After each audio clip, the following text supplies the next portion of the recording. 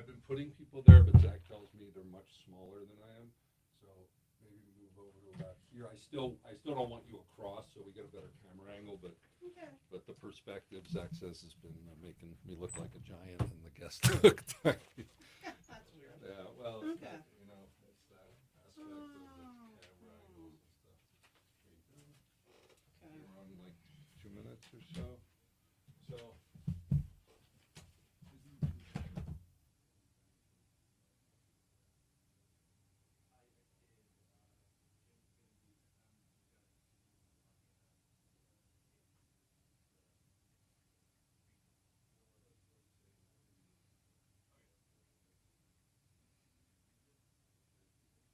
So you'll just let that play through. Hate hoaxes. We're in the program. And Are we live streaming on YouTube and Facebook? You got both those? Okay, thank you. Okay, let's see if this will work. Okay, so we're officially on camera. Dagnabbit, I need something. Okay, that won't work. Oh, if I flip this, it would work.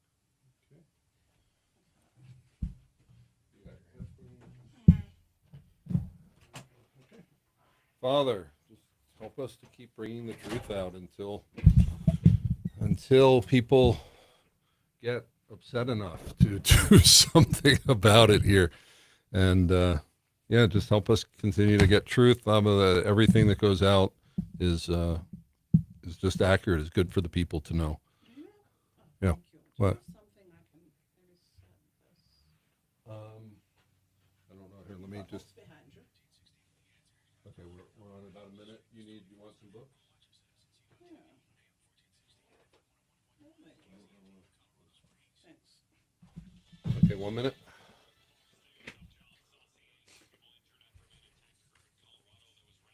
I can't hear. Is your Is it these headphones? Fine, check. Thank you. Okay, you can adjust it right there.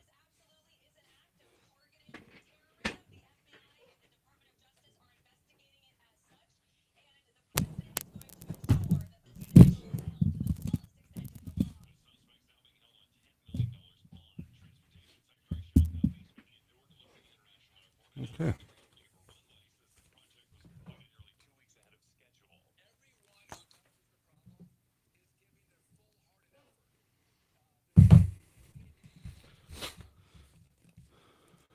Oh.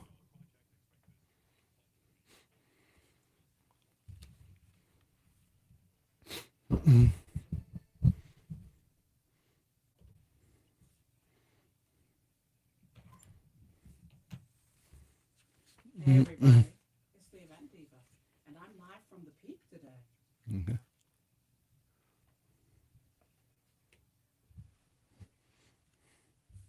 Hey, y'all.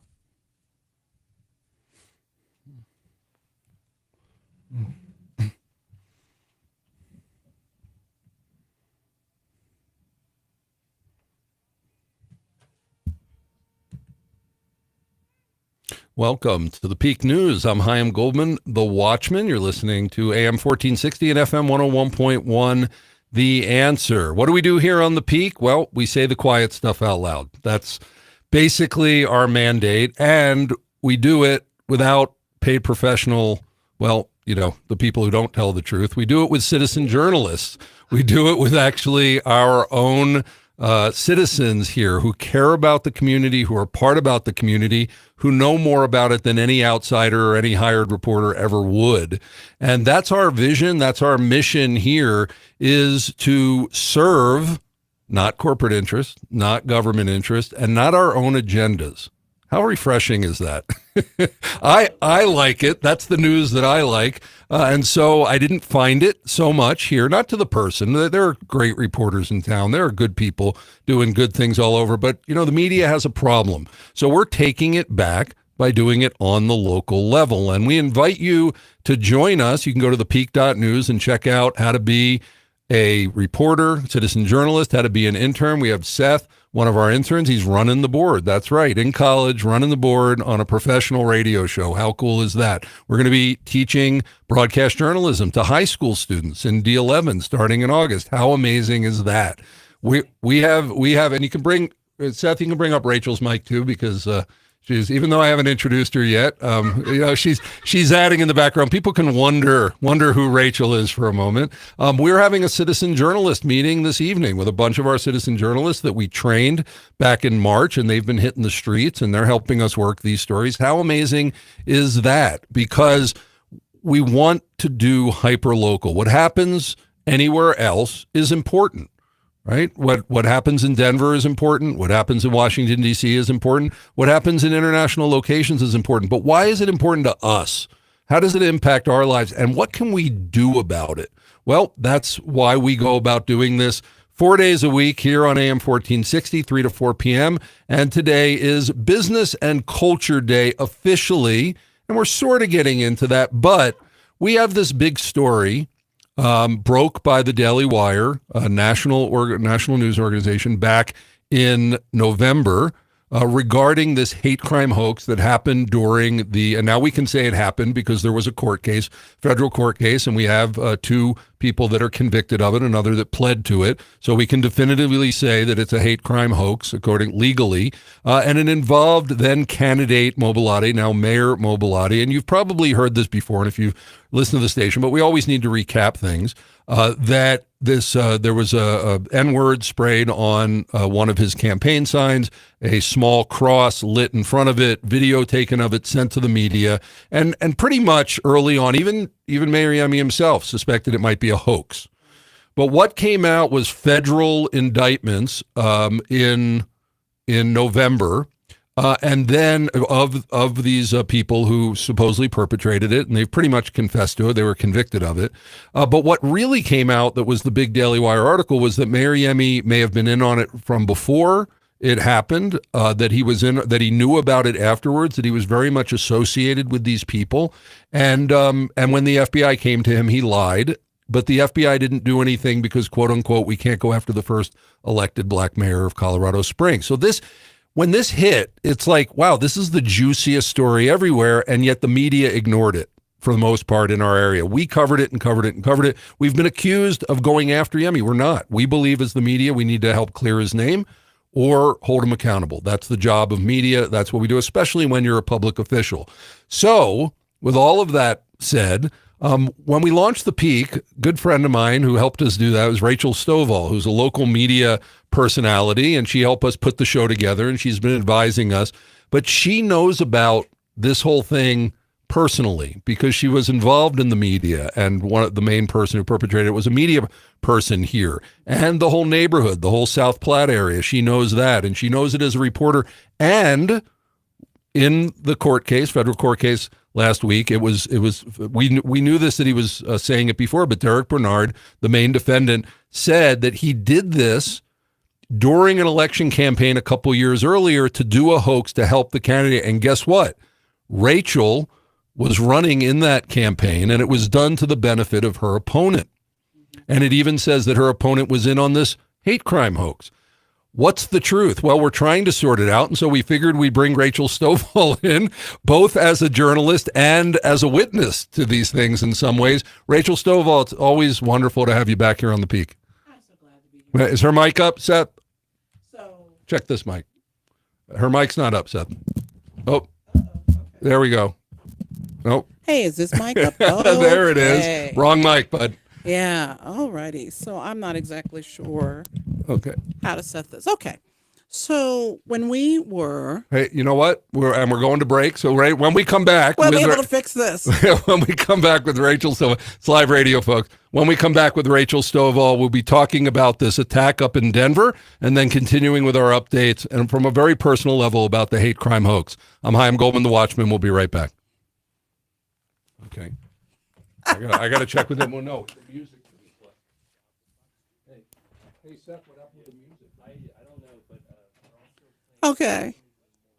So you guys, I am so on the inside of things that happened with the sign hoax and kind of what was happening in Southeast what was happening at the Slide, Family Flavors, the Slide, the broadcast entity, and all of it. I mean, it's kind of weird to be not in 6 degrees of separation, but more like 1 degree of separation.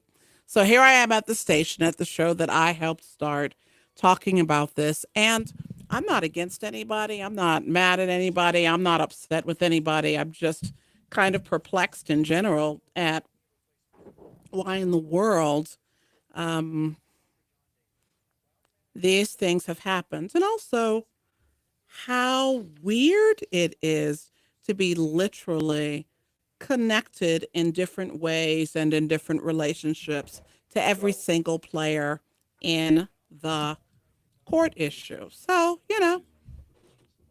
let's see what we can see.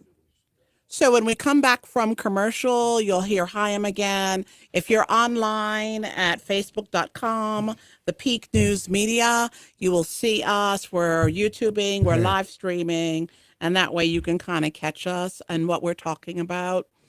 And, these relationships are so close. Sometimes it's hard to discern who is connected to who is working together, who is not. But my name for the segment that's upcoming is Hate, Hoaxes, and Headlines. So, we'll kind of wait patiently through this commercial because, in the radio entity part of this, they're on commercial and I can kind of hear that in my headphones. And then, of course, you guys can see me. I think it's going to be very enlightening to get that sometimes we get dragged into stuff we don't want to be in because of who we're connected to. The connections are that important and bring that much impact to what we're doing or what we're not doing. And this sign hoax case has been salacious. It's been suspicious. It's been a whole hot mess. And I think the connections with it and through it and all of those things go on and on. So I'll have this conversation with Chaim. I hope that you can follow along easily. I hope that it's not too much to follow along for you. But literally, I was the connecting point by which the FBI broke this story. My signs, which they were investigating to see if what happened during my campaign in 2022 and House District 17 reached the level of election interference. That's how this whole sign hoax story was broken. They found all of the evidence that I was the victim of election interference. And that clear evidence established by records showed them where to go and who to talk to with the sign hoax. Yeah. Our host is back.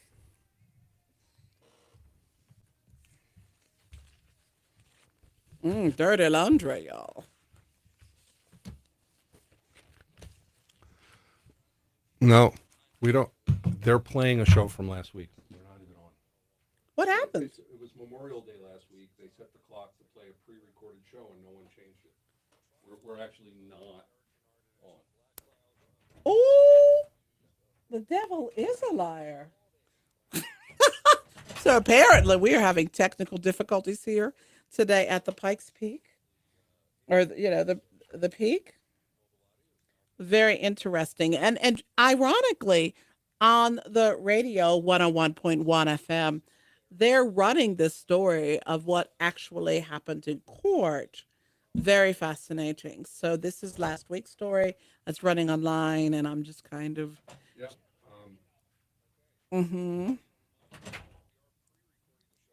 Yeah. You're good. You're good. So I don't know what to do. We have a show scheduled for tomorrow. Can you do Wednesday or no? I can't do Tuesday, Wednesday, or Thursday. And then you not on Friday. Right. We can always try again next week. You've already got your guest set for next week, don't you? No. because we kept things open for June.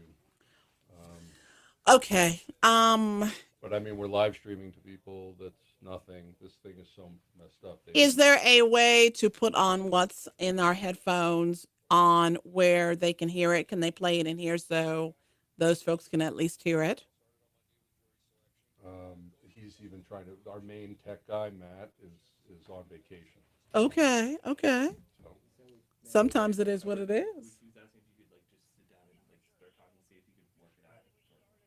I know, but now we have like part of a show. Okay, I'll try. Mm. Check, check, check, check, check, check, check, check, check, check, check, check, check, check, check, check. But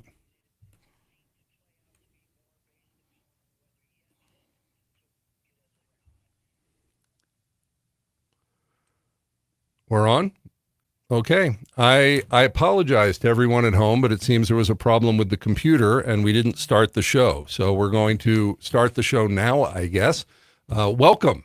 Well, I think that we should jump into that second segment. Okay. Hi, everybody. I'm Rachel Stovall. I'm a local media personality, and we're going to talk about headlines, hate, and hoaxes, I guess. Right. Well, let me introduce the show. This is Chaim Goldman, The Watchman. You're listening to The Peak on AM 1460 and FM 101.1, The Answer. And we are continuing our coverage of the Mayor Yemi and hate crime hoax and all of that that's going on, the accusations in the Daily Wire. And we have as our guest someone who is fundamental here at the Peak, helped us launch it way before we ever launched it. We were working on this, has been advising us and knows this very personally. And this is local media personality and reporter, columnist, Rachel Stovall. Rachel, sorry for the delay, but welcome to the Peak.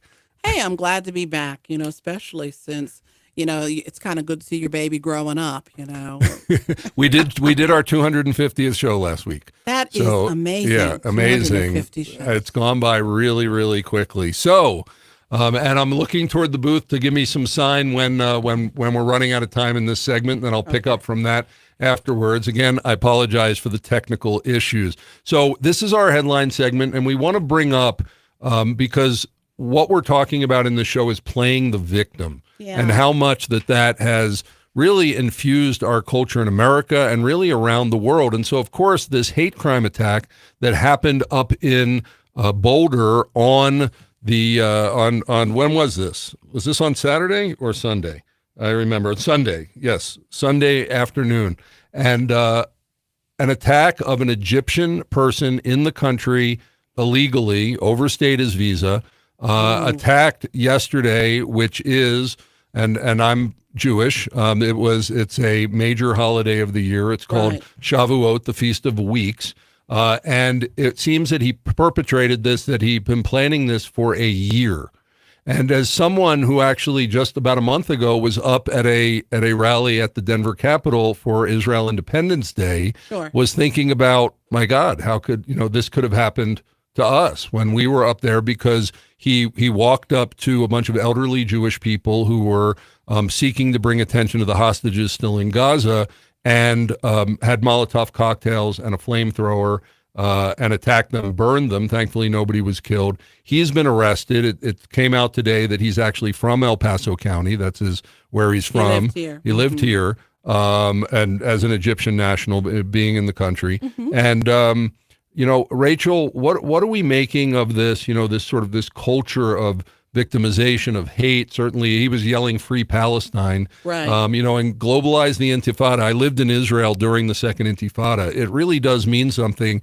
And here we see a bunch of people attacked who were just trying to draw attention to a cause. So what we're seeing, I think, all around the country and in different ways, is kind of that mark of Marxism, where people are divided along lines where they are part of a people group or an ethnic group or, physical sex, gender, ideology. We keep on getting divided across all of these lines. And you're told who to hate. And you're told, if you're in a group, if people hate you, which is amazing because it's not like we can see in the minds and hearts of everybody around us. And so this man who was here, without permission and, living here really to a certain extent under false pretense, feels that his side, Palestine, has whatever happening with, Israel, and thought it was appropriate to attack these people with a flamethrower. But this is the sort of narrative we're seeing play out. As long as you're in the group that is oppressed, it's fine for you to do things to the people you see as your oppressor. And it's a worldwide problem, Chaim. So when October 7th happened, and I actually spoke with Mayor Yemi about it because I was concerned with the anti-Semitism and how it was rising up, and we saw it at the college campuses and things like that. And he told me from his perspective, not a problem here. But he did say they were bringing funds and they were working with synagogues, local synagogues, Right. to bring security to those buildings. So that's really, really cool. But as far as thinking that anti-Semitism is here, he told me it wasn't a concern for the community. I would just, and there's an official statement that he's come out with condemning this, which I thank him for that, as he should. But we really need to do things on the ground to combat this culturally, not just by putting more security into synagogues. Obviously, this problem is here. Obviously, this problem is here. In local protest over the last 3 to 5 months, we have been seeing all of these people that, they're in attack mode. They're physically attacking at protests. Something that's not coming out in the news as much. And it was so weird that there was this complaint about white supremacy, and yet all of the protesters at this particular rally were screaming "Free Palestine." It is the weirdest thing that I've ever seen in my life because, again, all of these people gave themselves permission to physically attack people at the rally that they just merely perceived as being on, quote unquote, the other side. And it turned out they were attacking media people. They were attacking citizens who were just walking by. They attacked anyone who didn't seem to be in Where their was group. this? This was at the Philong Music Hall. Okay, During the Steve Bannon event, protest, yeah. and I was just there to cover, along with multiple other people who were there to cover, and we kind of noticed it was really, really weird to have a protest that's supposedly against white supremacy, but not a single black protester. And so all of us were media people carrying cameras, kind of just trying to do our work. And we watched a reporter who was white be attacked. And she was screaming and crying because she couldn't understand rights for a leftist paper. So this hate thing, it's just gotten out of control. So, and, people physically attacked, burned up in Boulder, but someone from this area. So it could have happened here. He'd been planning it for a year. Folks, we need to be vigilant. And I would also ask specifically with the Jewish community, because rightfully so, this is a scary thing, especially for the church and those to support the local Jewish community. I'm Chaim Goldman. You're listening to The Peak, and we'll be right back with Rachel Stovall talking about this culture of victimization. Okay, guys, so we're on break again. So I just wanted to let you know that. But it's so interesting being at a protest that is supposed to be specifically against white supremacy, and they're screaming about Palestine. I mean, I think when we go to the Middle East, we have people who are truthfully various shades of brown, from very light all the way, to kind of, what we would say, is the darkest shade. But they're still fighting one another around narratives designed to separate people into these groups of oppressed or oppressor. I'm not saying I think that everything Israel does is right, because I don't. I'm not saying I think that everything Palestine does is wrong, because I don't. I think that these things are complex. But instead of actually working towards solution, when we get caught in these hate narratives, what happens is we just get worked into a state of, PTSD or outrage or rage or hate or violence. And we're seeing more and more violent incidents tied to these narratives. And it's just not good, no matter who it is. Back during what we call the civil rights era, I think the pride of the, movement of the black, side of, quote unquote, the civil rights movement, although there were certainly allies of all races and creeds and all the rest of that in it, the pride of that was peaceful, right?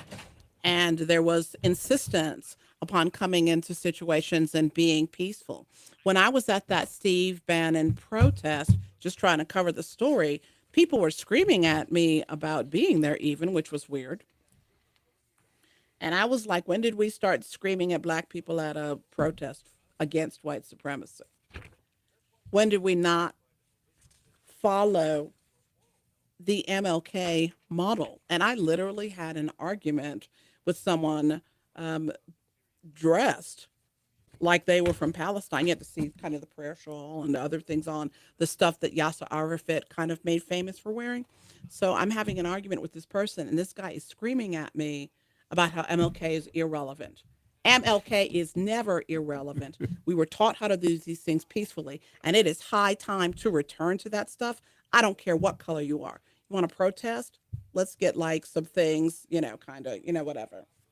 Sir, I'm on Facebook Live, and I gotta tell the tech person I'm on Facebook Live. I probably have more followers than our live stream. So yes, I'm talking to them. I'm on Facebook Live. Yeah. Yeah, That's you're what, okay. that's You're what she okay. said. They didn't realize. That's our intern. He's just like, what is happening? Yeah, they probably thought we were back on the air. No. How much time we got? Got about like So it is so weird to do two broadcasts at once. 2 minutes, 2.5 minutes. Okay. So we messed up for some reason it didn't go to the next commercial in time, so it's a little behind schedule. Okay, you're Okay, good. but it's going to hit a hard news break at the bottom of the hour, so you got to tell me how much time, so I don't keep messing up these segments. Like when we come back on, tell me how much time. I'll punch the clock and work toward that. Okay. Is this segment 4? No, it's 3. Playing the Okay. victim. Sorry about this. This is It's crazy. okay. The clock. It's Matt. okay. Matt went to Japan for vacation and forgot that last Monday they changed the clock to a pre-record because it was Memorial Day. Yes, So that makes sense. So the Memorial Day show started playing, and our main tech wasn't here to check it beforehand, just our intern. So anyway, I'm not sweating it. okay, we're back in a minute. So we're kind of sitting through the commercial, so be patient with me while we're doing that. So playing the victim is. But I think that this whole playing the victim, I'm not saying people aren't victimized at times, right? I'm not saying that we don't have a past history where people were victimized. But it's really strange in 2025 how we're lashing out in all directions, sometimes about things that we feel affect us, but sometimes, with solidarity for groups that we're not a part of. And I'm all for empathy, but something crazy is going on when this comes to the point that people are being physically attacked. People are being burned with flamethrowers. People are having Molotov cocktails thrown at them. I think that we have to agree as a community that none of those things is ever okay or right. Here we go. And now we're going to get back into the peak. Welcome back to the Peak News. I'm Chaim Goldman, the Watchman. We're without music today. We had some technical difficulties, but you know what? This is live radio. This is live community radio.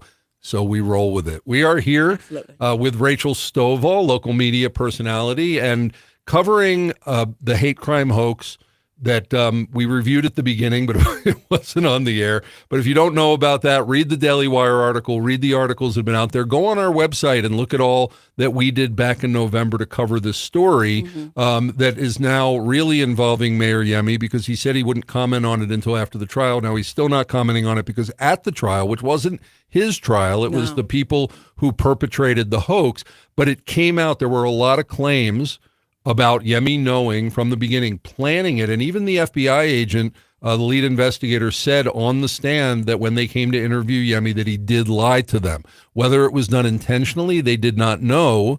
But there is a claim that they didn't come after him as the Department of Justice because he was the first elected black mayor. And so this leads to a lot of issues because we have to have justice here, and the media is part of that. I think we've forgotten that we're to investigate things, to bring these out, and in this specific case, to help Yemi clear his name. or that he should be held accountable. So Rachel Stovall really knows this community well. We're going to be talking about that in the next segment. But in this segment, want to talk about playing the victim. Yeah. Because Yemi was listed, he and his wife, and they testified as victims at the trial. But as we said way back, and even had Wayne Williams on, Wayne Williams was the one running against Yemi. It wasn't, the race was somewhat close. And this was perpetrated, this was the runoff of the mayoral election. It was perpetrated to help Yemi and hurt Wayne. And yet Wayne wasn't even in the trial, and Yemi is seen as a victim. And in fact, the conviction of these defendants was that they threatened Yemi, even though they were saying we were trying to help him. So help us think through this, Rachel Stovall. Well, kind of being one of those people that's, connect to everybody involved. It when you look at it from just kind of the perspective of what happened, the sign, the burning, all the rest of that, and how it was designed to be a help for Yemi, it's really strange that these charges kind of are like, oh, these people were victimizing Yemi. And so, a lot of people have thought that this is a lot of different possibilities, but the whole problem is the connections. It is the connections. We're talking about people who are doing radio shows together. We're talking about people who were doing events together. It ties into Colorado House District 17. In court, Bernard brought up the state representative and even our state senator in House District 17. And these are all people who work together on campaigns. And we'll be getting into that in the next segment. Mm-hmm. So this thing of victimization as opposed to taking personal responsibility or even finding out, I mean, you before the show, you were quoting Malcolm X to me. Oh, absolutely. Malcolm X once said that, you have to be careful of the newspaper, he said back then in the 60s, because they will have you hating the people who are oppressed and loving the people who are doing the oppressing. And it's just fascinating to me that in multiple cases, there's nobody defending the person who actually was hurt by these actions. And in fact, the media literally never talks to him, and doesn't have any sort of comment upon what happened to the man. Wayne Williams had his, reputation adversely affected. And so the way the FBI came at this is strange, particularly since the way that they found out this case was I had something similar done to my signs. They just didn't set them on fire. And they made a wanted poster suggesting that people in the community kill me during my 2022 campaign. This is real, folks. And, again, it's those hate-filled narratives, to the point that, it was just a lot to live with. So I'm not against Mayor Mobolade nor his wife, saying this seemed threatening to us because of, not being accustomed in 2025 to being called, nigger or anything like that. I get it, but. By the way, Rachel's black. If you haven't picked up, she's allowed to say that. I have to say the N word. Oh, I'm cool. If you saw me sitting here with my fro, you'd understand. I'm blackity black. So I'm kind of perplexed at why the FBI hasn't gone any kind of distance for any of the other victims, people who were actually hurt by this. It kind of seems like there's one set of justice if you're a Dem official and another set of rules if you're not. Yes. So do we have a special protected class in this city? It seems like we are.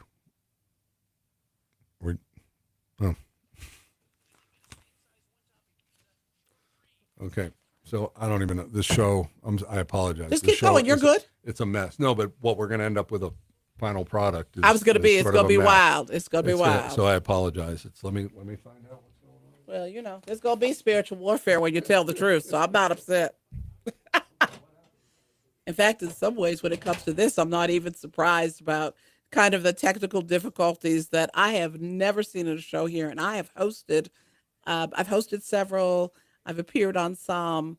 A lot of times I'm kind of in the planning on sorts of things. By the way, I really haven't worked particularly hard trying to take a step back from this particular story because of having relationships with everybody involved. And relationships I would have told you that were good until 2022 when I ran for office. All right, everybody, you have tuned into The Peak.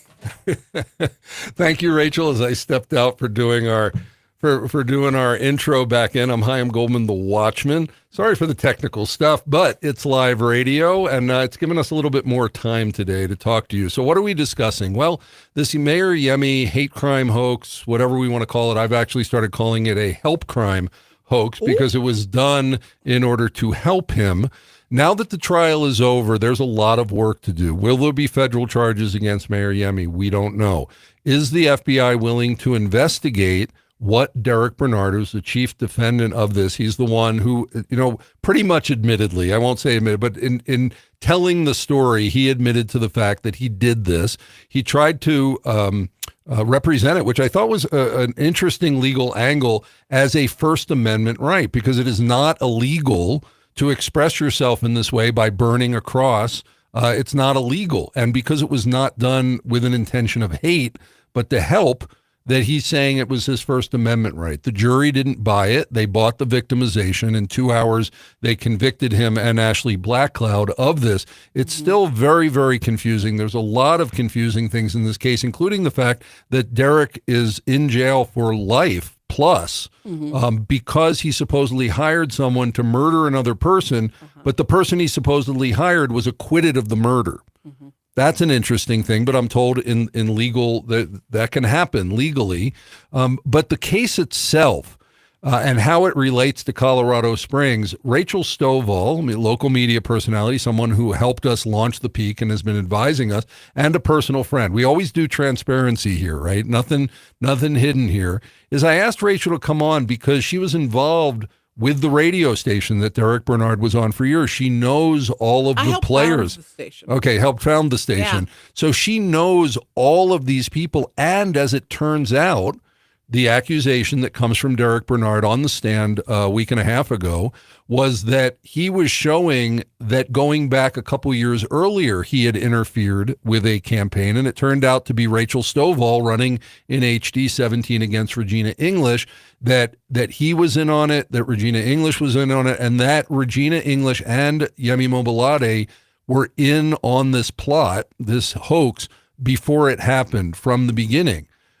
I'd like Rachel to start filling in the gaps of what she knows or what she suspects and differentiate between those things, because we always want to do that. This is a complex when the reporter is a witness of this and has been impacted by it. It's a very, very interesting story how much Rachel is in the middle of it all. But I wanted her to tell us her connections first before we get into the other questions, your connections to these people who seem to be associated with this hoax. So really what happened was this was something that kind of was birthed out of the Family Flavors, the Slide, at one point a broadcast entity in radio, but later on an internet entity continuing to broadcast. And all of the people were connected through being introduced to one another in different things at the station. And so everybody, English, Mobolade, Bernard, they were all connected in a way. And there were kind of verbal sorts of things where they pledged to kind of, support one another politically. In fact, English's campaign office was inside of the offices of Family Flavors, the Slide, till about September of 2022. So, we're talking about people with very, very close relationships. So it was really, kind of weird not to see them like connected or together. And I had been I backed off of the station. I didn't do as many broadcasts. I didn't spend as much time there because it was the center of the English campaign. So you can kind of understand, watching all of this and all of these things together, how implausible it seems now that suddenly everyone's like, what, disconnected? No, it's kind of weird. But I think that weirdness and the strength of the connections actually is making it harder for the FBI to figure out who did what. So early on, when this story broke, Meir Yemi said, I only know these people as media professionals. I don't, there's really no connection.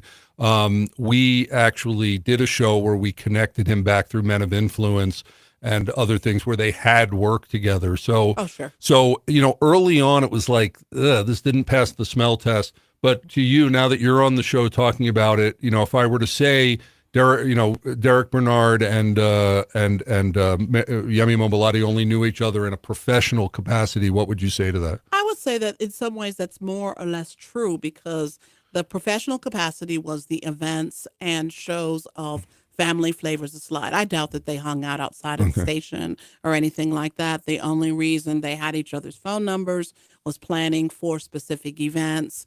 In fact, there was an event that Mobility spoke at in July of 2022 where he'd been invited to, do that by Derek. And, dumb me sponsored the event. Anyway, but we had all sorts of officials there, both Republican and Democrat local officials were kind of at the event just because the hub of kind of what was happening in the community, the interface from Family Flavors to Slide was, through those events. So I would say that's true in that capacity. Some of the other things, I was being mentored or blah, blah, blah. Some of this seems like exaggeration to put the nicest face on it that I can, but like I think the main problem with kind of this MO, the FBI has had the evidence since 2024 about all of these things being done in 2022. This was the bridge the FBI agent Ethan Doherty used to figure out what was happening with Yemi, and they began looking at those relationships and saying, I wonder who's connected or not, and they found a huge amount of evidence on both cases. Same paint, same handwriting, same MO, and really, by and large, the same people. What we can't figure out is why there aren't more cases. And, I'm not mean or anything. I get that these folks were in jail. Bernard and Black Cloud are, in jail and will be there a while on the case that was proven. But what about all of the other things? Also, what about the harm to the other people? So talk about this, Derek Bernard. And again, it's hard to cover so many things in one show. And I wanted to take advantage of Rachel being here. Tell us quickly what happened during your campaign for HD 17. This was back in 2022? 2022. Mm-hmm. Okay. So around probably, I would tell you, we would say September to October of 2022, there began floating in the community my campaign signs, those that weren't stolen and destroyed, had killer painted on them by this particular team. Keep in mind, everybody listening, the FBI has all of this evidence. Okay, so they were painting the signs, destroying the things, trying to push. And what did this mean? So the killer reference was because along with the English team, these people concluded that I had somehow killed my husband in 2021. Who had passed away during COVID in the hospital. Of COVID in the hospital. And there's, a lot of news coverage about that. So I have no idea why anybody would believe that. But, this was what they did. And really, that campaign, in the way that narcissistic campaigns go, when you're in the middle of a smear, was really just to try to taint my character and make people, upset. And, I don't know, maybe it did, maybe it didn't. I just know that I lived through those things. This is my lived experience, and nobody can, kind of come against that. I lived through this. I was questioned by the FBI in January of 2024. It was well established. They knew what happened, but there are no charges with what happened to me. There are no charges with what happened to Wayne. And we're just wondering, whose side are these people on? So, and also on the stand, Tony Exum has been mentioned. Yeah, so he sure has. Bring him in. Some of what happened in the correspondences between Mobolade and Bernard. And he's a senator. Yes. He's a state senator, Tony Exum. Yeah, State Senator Tony Exum. Well, literally, he had been mentoring for years, Representative English, and they kind of handpicked her as far as the Democrat side was concerned to be his, person who would take his place with him moving to be a senator so that, Democrats could kind of keep, that seat of power. And, all of that is whatever it is, right? But it was not necessary to create a wanted poster with me on it. We all realize wanted generally means wanted dead or alive. Mm-hmm. and floated that on the internet for all of the community to see, as well as these signs that suggested that I was a killer. Defamation at the highest level, real or, far harm. And we can't get the FBI to do anything. I guess it's because I'm not our first elected black man. Have you looked into having the election fraud unit with District 4 of Michael Allen and the district attorney? I don't know. Look into I'm considering it. Most of the time, it's kind of hard to get the FBI to give evidence to a lesser agency. So I really thought maybe this has to go the other way, and the Department of Justice has to come in to investigate. Yeah, I know that there's been some requests like, oh, indict now. No one can indict now because they don't really know what happened. But investigation is definitely called for, because if we're going to do this, then, black conservatives deserve the same consideration that black liberals do. And anyone. And anyone, really. So we have less than a minute left. Just final thoughts about, protected class in our region and, these dirty tricks in politics. It seems like there are different classes of people here. Absolutely. And it's a shame that the justice system we say we want to be fair clearly shows themselves as not being fair when victims go unaddressed and, people that there are still questions floating about are, exonerated. How do you feel about this? Some people from the beginning, when this Daily Wire story broke, we were told this is a nothing story, nothing to see here. It's just going to go away. Well, it's not going away. We hope that there's more investigation, and we call on the media to do more. And when we come back, because Rachel is also a media person, a reporter, a columnist, is talking about how the media did and didn't cover this story. You're listening to The Peak. We'll be right back. Okay, cool. Never enough time, but thank you. That was good. Okay, so we have 7 minutes for this segment. So I'll preface it because I know the timelines of how these things went. And then talk about just overall your experience with media, about the stories that aren't getting, even not just this story, but just what is and what isn't told, here and what you've seen, trying to get certain stories, out there. And it seems some stories you can't tell in this town. I think that's absolutely true. There's some stories you can't tell. Yeah. I think that's true. Okay. So we're back in about 2.5 minutes. Okay. How are your people doing? I don't know. I guess they're peeping out. I usually know how well a show is floating afterwards. I'll usually see a person or two on, and then it picks up in its views once it posts for real. Okay. We're going to have to edit this thing up.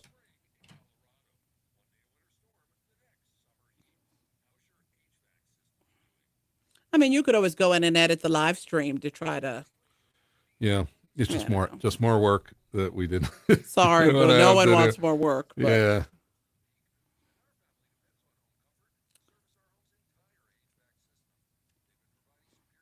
I just think that we can't have elected officials with one system and regular citizens with a different system.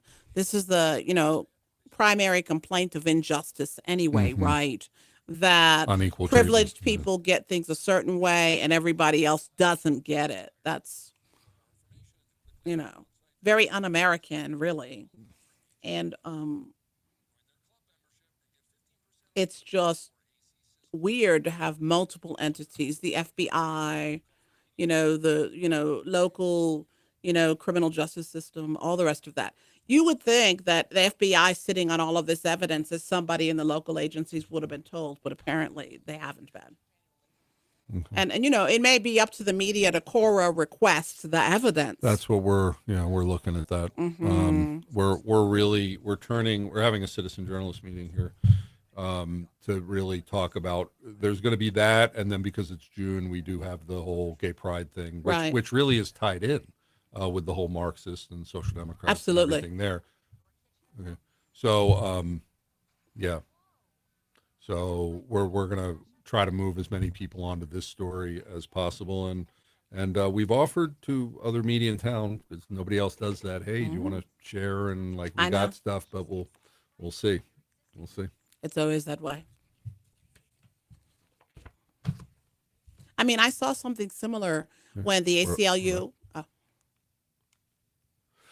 Welcome back to The Peak. I'm Chaim Goldman, the Watchman. You're listening to us on Mondays, which is generally our business and culture day, and this is sort of culture, but it's more really just about our region, because this story of the hate crime hoax has, again, so many people told me at the meeting there's no story here. No, there's 100 stories here, because it goes into government, it goes into politics, it goes into the legal system, it goes into the social system, how we think about each other.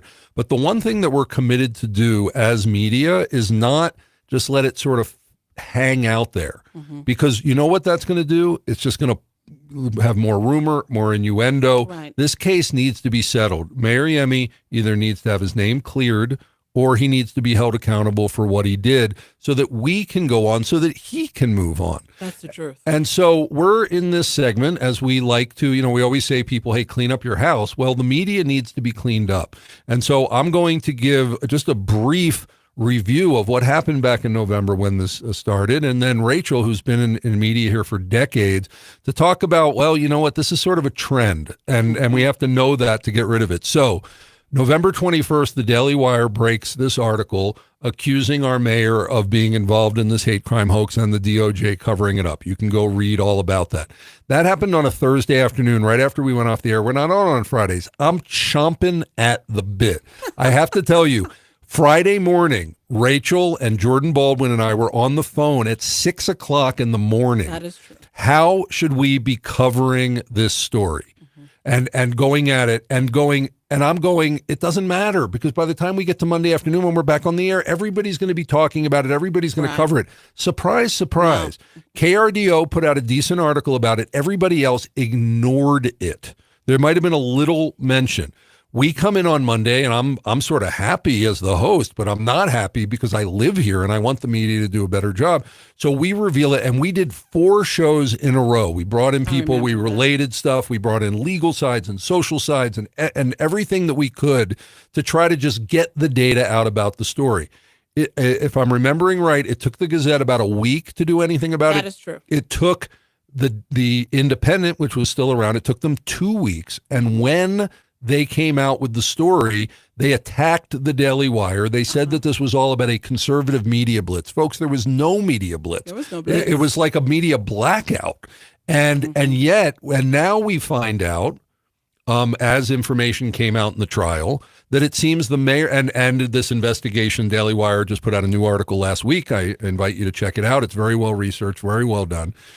Is to that the mayor's office was putting out information that people should talk negatively against the Daily Wire, like you can do that. It's still pretty new. It's been around for, 4 or 5 years, and it isn't the New York Times, and that's a good thing. But it's a pretty good journalistic organization, and for them to decide to tell a story here when none of the other media broke this, and then the media remained silent, is really quite scary to me. That would happen. And so, Rachel, please talk about, you can talk about that directly, or just overall the media environment here in the Springs. I think that overall the media environment here in the Springs, it's hard for people in media to, send the personnel sometimes. One of the things you find out when you're trying to get a story reported on or convince somebody that it's newsworthy, or you're at stations pitching, or you're at a newspaper pitching, or, any of those things, is that, there's somewhat scarce resources because there's not as many journalists as we need in the Pikes Peak region. And this is why we need the rise of citizen journalists that are watching things and know how to research. I mean, look how well you know the story because you live here, as opposed to someone. It's so weird being on the inside of that. And I know that at the time, I even tried to take a step back to a certain extent here, because I felt like the facts are going to kind of, open up anyway, and just wanted to kind of point in the direction of where things should go. But usually what happens in the news cycle is you have your first, entity break the story, and then others pick it up, and it goes through a cycle. Right. It goes through a cycle that lasts about a week, where kind of everybody writes stories on that. It's media blackout when you've only got like 1 or 2 stories, and bam, everyone else stops. And that's because of, influence coming from often outside of media. There are people in the city who can pick up the phone and call an editor or something like that. Bam, no story. everything stops. And I've seen this happen in numerous stories and entities and things throughout the years. And so, we've got to go back to being the fourth estate with journalism in the Pikes Peak region and really push to be able to, get on that and do that. But I think the biggest problem comes down to the thing that no one else has really examined, that we don't have enough people. And it's not enough people, which is why please join us as a citizen journalist or support our nonprofit foundation, the Peak News Educational Foundation, which trains up these journalists. When you hear about that people can squash stories, there's also a self-censorship because pretty much all media and everybody, guess what, does business with the city. Right. And so the threat of getting on the wrong side of Mayor Yemi, whether it's perceived or whether it's real, is a problem. And I've dealt with that. If people say, I can't talk about this, I can't touch this, we do business with the city, I can't. And it's like, okay, so do we have any proof that Mayor Yemi actually, deals differently with people he likes and not like? Have we seen that at all? But yet there's that fear of retribution that is self-censorship also. Comment to that. So I think that that's always been a real thing, and that's been in every single administration that ever was. And people are worried about Trump. Look how people tightened up fearing retribution from Trump, right? Absolutely. That's probably a real thing. But in Colorado Springs, the one section of the community that shouldn't be backing down to anybody is the media. And I don't care whether you work at the Independent or you work at KRDO. There should be a thorough movement into looking at everything that you can and reporting on everything that you can. But, because that's what we do. That's what we are. Or we're supposed to. We have to say the hard things, and we have to report when we can, and when we should. So, I want to do a shout out. We give credit where it's due. KRDO has covered this more than anybody. Yeah, that's true. They've stayed on top. Dan Koshel, I wrote him. I said, congrats for doing that. I liked it. And then obviously the Independent is under new ownership and it's going to come out, and Dirk Hobb says it's going to be a real newspaper. We shall see. You're listening to The Peak. I'm Chaim Goldman, the Watchman. We'll be back and wrap it up with Rachel Stovall in a moment. Okay, so this is just a 2-minute break, and I got to throw to tomorrow. So if you want to think of some 30-second final comment that you'd like to make about this, maybe big up the Peak or our citizen journalists. We had citizen journalists at each day of the trial up in That's Denver, exciting. taking notes because they didn't allow cameras, they didn't allow anything. Right. And so we were up there taking notes. Candace Stutstream was up there, Jordan Baldwin, a couple of our newbies. And we actually brought them on the radio with live call-ins from Denver, and it came off really well. It was good. It gave them an opportunity. Felt like we're doing real news, finally. Starting to get this stuff out there. So it makes a difference when you have enough personnel. Yeah. And tonight, supposedly 6 or 7 of them are going to be here tonight, so that's really cool. So we're going to talk about stuff. Are you able to be here tonight for that? No. I know. Well, you're invited if it's at 6 o'clock, because we're also going to talk about moving into the summer and what we're doing with the schools. And if you have a little bit afterwards, I'll just share some inside stuff with you. Okay. Well, there's some things going on that you may not know about. So I had a pretty big family emergency during this time. Oh. My mother had a stroke. Really? When? This is May 12th. Okay. And so how's she doing? Her recovery is quite slow. And so they were able to move her from the hospital into a nursing home where she's kind of trying to continue to recover. But I'm there almost every day, and that's just the sort of thing I kind of have to do. So I kind of slowed down as much of the rest of my life as I possibly can. So I may be able to do tonight. Okay. Just, I really want to empower everybody, but we got some cool stuff coming up, I think. So, okay, we're back on in a minute. So, I don't realize how much, and people get the behind the scenes stuff on the live stream. Yeah. I don't realize how much with 250 shows that the clock is in me, and so when these technical problems happen, I get scrambled. Well, just, like I'm part of. So I try to adjust, and I know how to do my job, but it's really weird because the whole show is conceived to tell the story over that. It's okay. Over that. Okay, 30 seconds. Okay. So, no, I just, you know me, I'm a perfectionist. I like to do a really good show. I don't like shows that are less than an A plus. And this one was without the technical issues. I'm sure that there'll have be all this. more about this because, Yeah, I know. you know, like the next story is kind of like, I think the DOJ was approached the wrong way, that they should have been asked to investigate. And I want to get more into, you know, is Derek Bernard in any way credible? But we'll have Not to do really. that in another show. Not really. Ah, music. That's awesome. We're finishing up the peak here at the beginning of our week. We thank you so much for being part of the Peak family. Please tell people about us. They can go to thepeak.news. We have 250 podcasts.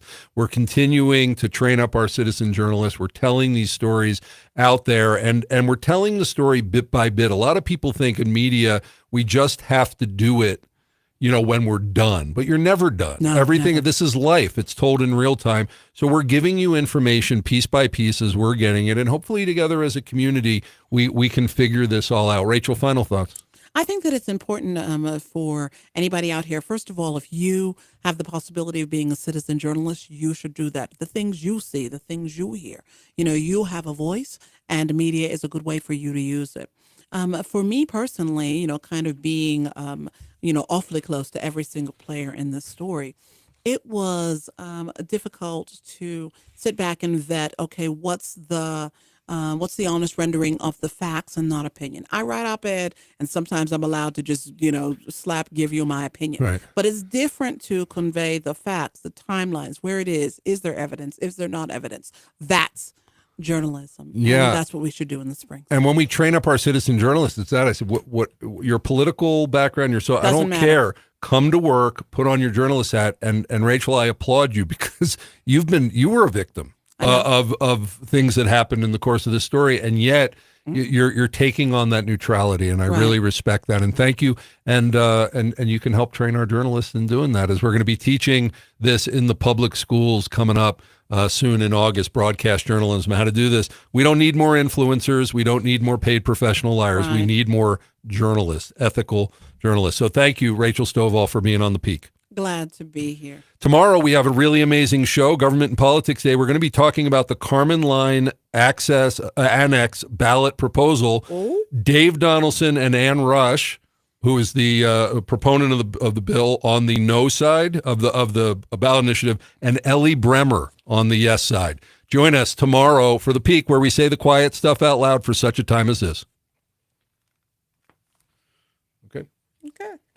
Yep, Ellie Bremer. Eli Bremer. I said Ellie because my son is named Ellie. I get it. It's I Eli. get it. No, but I should get that right. But I got that in my head. I know. Listen, I'm still a that's the citizen danger of journalist. too. live. What? You know what I mean? That's the danger of live. You know what I mean? You know, the way it comes out of your mouth is kind of the way it comes out of your mouth. And you Yeah. have to kind of try to, you know, hang in there, you know, the best that you can. I'm not against anybody. I'm not interested in anybody necessarily being in trouble. I'm just interested in the truth coming out.